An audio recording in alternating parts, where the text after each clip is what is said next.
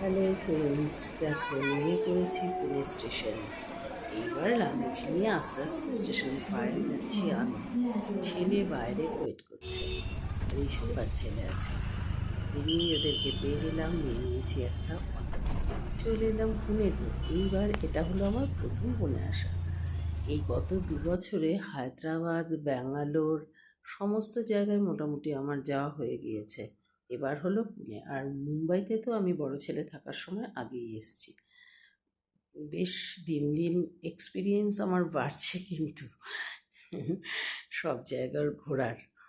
তো প্রয়োজনে আসা, কিন্তু সিটিটাকেও বেশ দেখা হবে। তবে এখানের আবহাওয়া খুব সুন্দর, না গরম না ঠান্ডা, বেশ আরামদায়ক। এই যে এতটা রোদ দেখতে পাচ্ছ, কিন্তু গরম কিন্তু সেমনি নেই। ভালোই লাগছিল। আমি 4-5টা থেকে দেখতে দেখতে এগিয়ে যাচ্ছি, কারণ আমাদের রয়েছে একটা হোটেল বুক করা। সেখানে গিয়ে আজ আপাতত ছেলেদের সঙ্গে থাকবো। 2 দিন থেকে একটা ফ্ল্যাট ছেলের জন্য দেখে নিতে হবে। এই দেখো, এটা হচ্ছে ফ্ল্যাটটা। এই ফ্ল্যাটে এখানটাতেই আমি এখন শুয়ে রয়েছি। কাল বিকেলবেলায় এসে মানে দুপুরের পর, হ্যাঁ বিকেলের দিকেই এসে পৌঁছলাম। তারপর বেরিয়ে গিয়েছিলাম রুম দেখতে।